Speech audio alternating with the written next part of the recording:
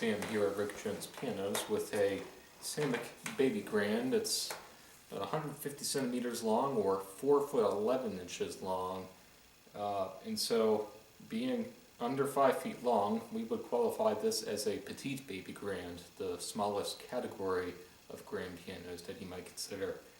And despite its small size, it has a very deep and profound tone, and well, the Samick pianos of this time period love to advertise somewhere on the inside of the piano that the scale design was by Klaus Fenner, who was a German piano scale designer.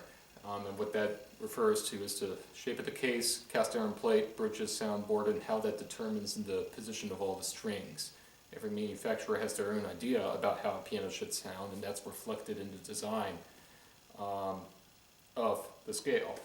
And Samick hired in the 70s the German Klaus Fenner to rescale their pianos, and in my opinion, something that was very common in old German pianos, and perhaps to this day too. It's been a while since I played a new one, but in general, in my opinion, they tend to have a very profound, deep sound, even in the smaller models, and as I see reflected in pretty much every Samick piano that we get in here. Compare a Samick to their competitor Youngchang in Korea. In my opinion, the bass is definitely a lot deeper sounding, and that's even in the studio uprights, in the smallest of baby grands. This is a really impressive sound. Wow, even better than I thought it was. Very impressive sound for such a small piano, and if you want to be able to fill a relatively large room with sound, this piano will be able to do it.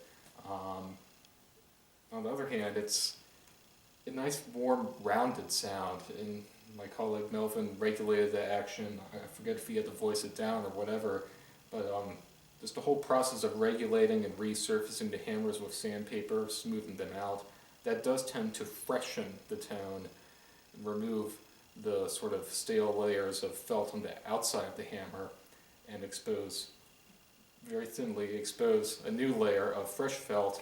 And that's part of the action regulation procedure that we do to all of our pianos, including grand pianos. It's a complicated procedure. You can look up grand piano action regulation. It's a bunch of different processes, each repeated for 88 notes on the piano. It's complicated. But we are experts at it. We've been doing this for decades, and that's why teachers recommend their students come here, because they know their students will get a well-regulated piano, and it's very important to teachers because that means all the keys are going to play evenly, and there's going to be no surprises going from note to note, because that's one of the most frustrating things for especially a young new student who doesn't really know what they're doing. Teacher does not want them to get discouraged because of something that might be wrong with the piano. They may not be able to tell the difference whether it's their own fault or the piano's fault. This piano is going to take care of that. It's going to be well regulated. It is well regulated. It plays very smoothly. I'm quite pleased with it. It has a really warm, gentle sound. I would call it a mellow 4 on a scale from 1 to 10, from mellow to bright. And it is, in my opinion, something that tends more often to be the case on Samick pianos compared to their competitor Youngchang. Because of that sort of profound, deep sound, they're capable of a very warm sound too, and when you play them softly, it's quite wonderful. The touch, I think, is a little bit on the firm side. Again, I think this is typical of Samick grand pianos. They tend to have more than the average amount of resistance in the keys. So that's a 6 on the scale from 1 to 10, from light to firm. 5 is right in the middle. It's a firmer touch that will perhaps better prepare a student for the more massive feel of a grand piano, such as they would play at a piano lesson. A lot of schools have pianos, grand pianos, that have a firm action, like Steinways and Bostons. So you'll be in a good situation if that's your case here. The piano, just to confirm here, oh my goodness, it does have a middle pedal sostenuto, which doesn't appear quite as much on some of the more economically made grands, but this one has it. is a selective version of the right pedal whereby you can select notes on the keyboard first by pressing them down, and then pressing the middle pedal with your left foot. It will only engage the dampers for the ones you pre-selected. It's like holding the third hand on the keyboard down for you while you play elsewhere in the keyboard with or without the right pedal. Something that appears usually more on premium grain pianos. Certainly at the time this piano was made, there weren't a whole heck of a lot of American piano companies that were making baby grands with a sostenuto pedal. So, in my opinion, Samick really tried to step up the game in their day when this was made.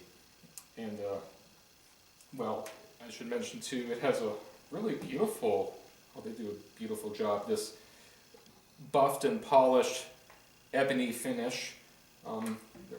My colleagues are very meticulous about making these pianos look very good, and evidence that the piano hasn't been highly neglected by its previous owner. It wouldn't be able to look this good once we were done with it if it were neglected very much. So that's why we're comfortable putting a 10-year warranty on it, all parts and labor, and 100% lifetime trade-up guarantee. Just make sure you have it in tune twice a year and kept in a moderate stable humidity.